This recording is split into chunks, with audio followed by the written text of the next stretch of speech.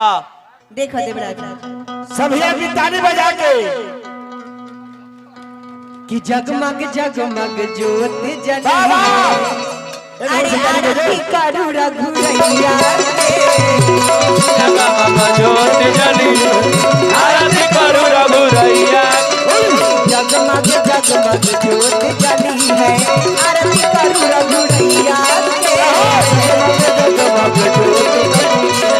आरती करू रघुरैया आरती करू रघुरैया के पंकज भैया उर्फ बबलू भैया मंडल जी के हजारों हजार रुपया का पुरस्कार देने वाले प्रणाम अभिनंदन शुभकामना जय जयकार रहो। आरती करू रघुरैया के ताली बजा आरती करू रघुरैया के हो सीता अपना सैया अरे हलवाई साहब के तरफ से बाप रे एहे पुरस्कार हमरा ओरिजिनल बुझाए ओखनी से आरती करू रघुरैया के सीता अपना सैया के भैया जी हो सीता अपना व्यास जी कोन फेरा में तुमसे भगवाने जने छी जगमग जगमग ज्योत जली है जगमग जगमग ज्योत जली है आरती करू रघुरैया के आरती करू रघुरैया शिव कुमार बाबू की तरफ से हजारों हजार रुपया का पुरस्कार आया है रहो आशीष बाबू और सिद्धांत बाबू 5000 रुपया के पुरस्कार दिले बानी। आशीष भैया सिद्धांत भैया के प्रणाम करम अभिनंदन है शुभ कर जहाँ रहे एकदम लक्ष्मी जी साक्षात बरकरार रहे। बबलू जी की तरफ से हजारों हजार रुपया का पुरस्कार आया है जय हो चरणों में सादर प्रणाम जीवन भर आशीर्वाद का चाहे आरती करू रघुरैया के सीता अपना सैया के आरती करू रघुरैया के हो सीता अपना सैया जगमग जगमग ज्योत जली है आरती करू रघुरैया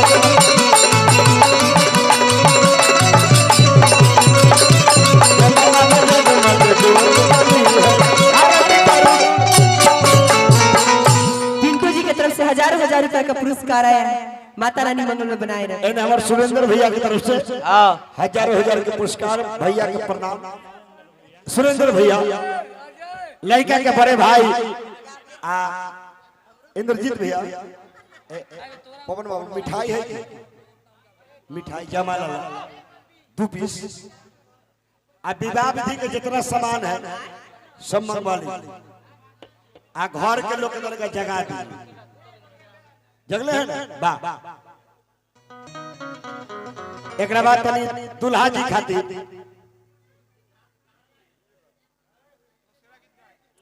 ठीक ठीक तनी दुल्हा राजा खातिर हमनी के एगो गीत गावे लेकिन इससे पहले देखा जमाल के फूलू छिटवाओ ना रउरा दुल्हा जी खातिर गावे लगली सब ना ना कहां का फूल छिटी फूल छिटवाओ बाबू के हम फूल छिटिए बाप रे के फूल छिटे के ढेला फेंके के ना है लड़की के लड़का पसंद नहीं है देखिए फूल छिटते नहीं हम मारती है ना। अब सखी लोग पाहुन के मनाओ तब देखो भैया जी हाजिर हो ए हमर जूता के मोजा जी हाय जूता के मोजा ना सखी जीजा बोलो ए हमर ठेहुना जी अब ठेवना ना सखी पहुना कह ए हमर लोहमान जी ओए ओए लो मान ना सखी मेहमान बोलो ए हमर जुज्जा जी ना रहबे आई हम हमरा से नहीं माना तुहे मना अब मनावा तुहे लोग मनावा देखा देखा मनावा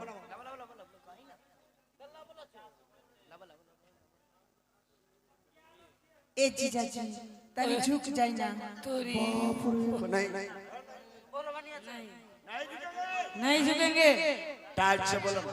कहना नहीं झुकिएगा। नहीं झुकेंगे।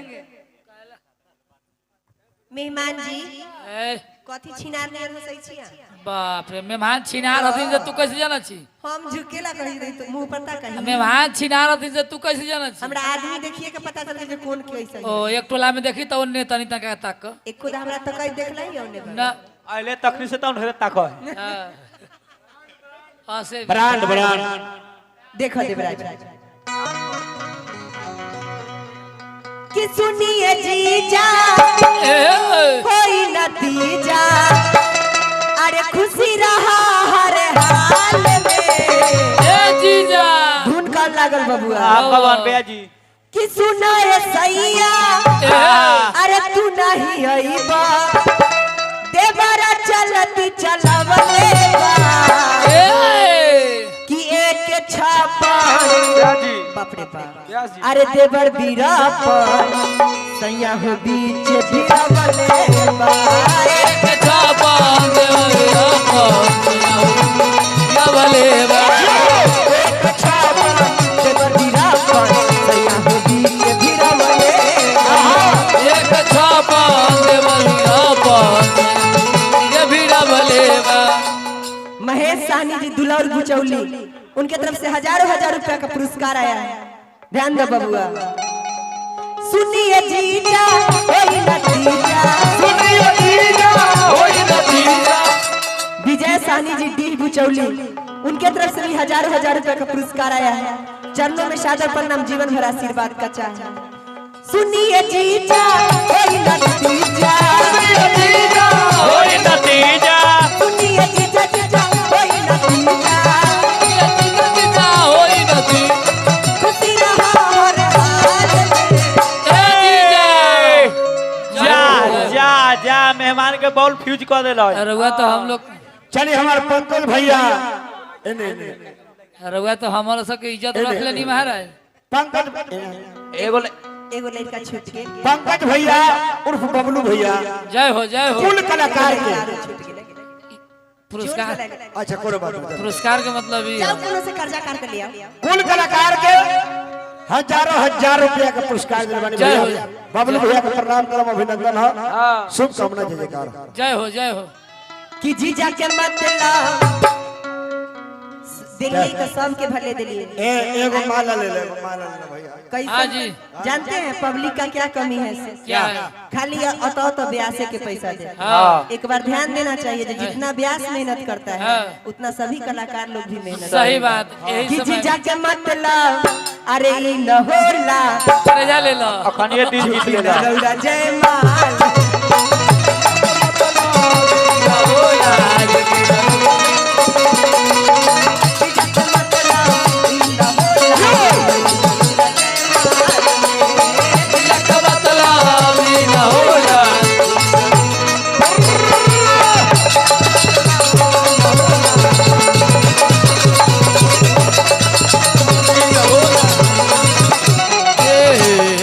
अरे बाप रे। मेहमान के गिरा दे की मेहमान जी झुकबै की ना से बोलू ना नहीं देखो बबुआ एक लाइन में बताओ जो झुकबै की ना हाँ चाहे ना बोलू आय ना हाँ ई हमर बात बुझे वाला ना तुम्हें जाहि तो ठीक सखी लोग पूरा सखी लोग मिलकर निवेदन करता नहीं भगवान नाम से हाँ लाओ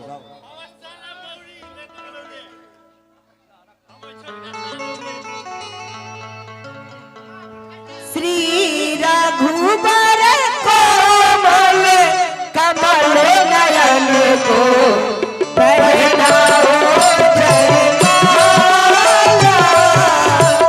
पहनाओ जयमाला श्री कोमल कमल नयन को पहनाओ जयमाला पहनाओ जयमाला। श्री रघुबर कोमल कमल नयन को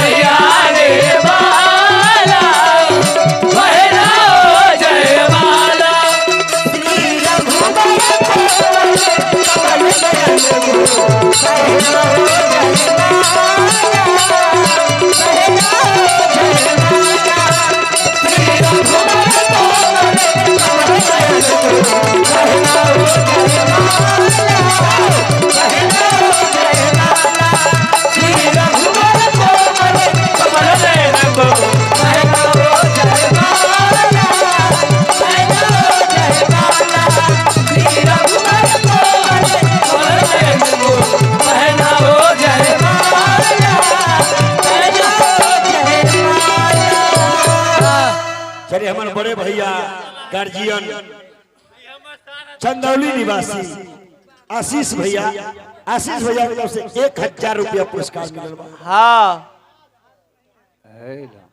भाई के मुंडन पर चली भगवान नारायण के बनवले रहे तेजी बनाना चुना बढ़ोतरी होत रहो। हाँ अब सीता जी हाथ में माला लेके खड़ी है हाँ और राम जी झुकने का नाम दूल्हा खड़ा भेला लड़कियों खड़ी है आ दूल्हा अगर ना झुके तो जमाला कैसे हो। कैसे जी की करिए हम झुका दिए।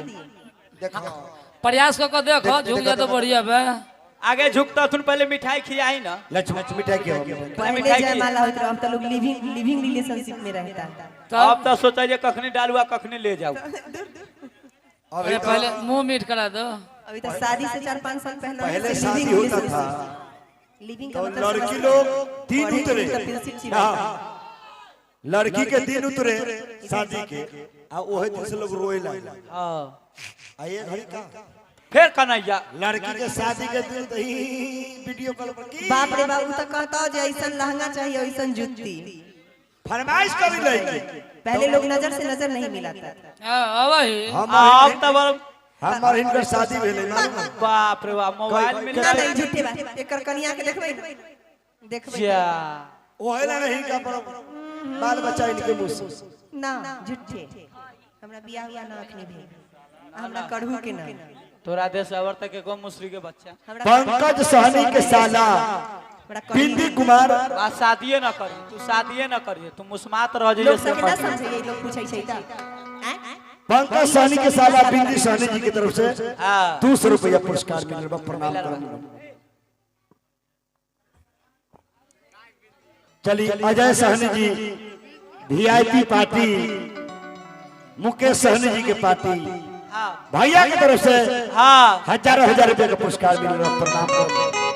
बाबा अब लक्ष्मण जी राम लखन का धुन लगल बा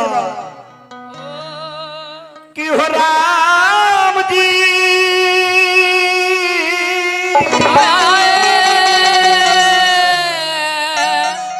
आहा सुंदर पुरस्कार बबलू भैया के नाम पर। अरे बारा दुख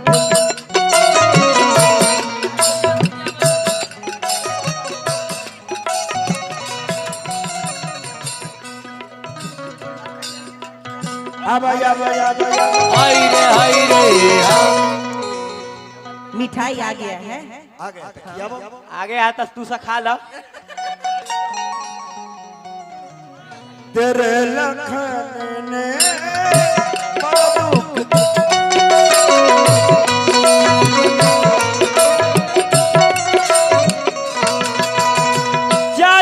जा मेहमान के घरा लग गेलै की कलाई में भान के झोड़ा लाग गेल मिठाई कल के जगह लग गेलै बाबू के बाप रे आ देखलो सीतबा मुंहो ना चलल गया पहले ही से सिखा के रखले रहिए हम जे मुंह ना चले एकदम टप दिना घोट गेल तब आर ना तक माये वाला लक्षण है हां तब वीआईपी पार्टी के संस्थापक आदरणीय माननीय सम्मानित श्री मुकेश सहनी जी और हमारे अजय भैया की तरफ से हम है पार्टी में ज्वाइन करियो है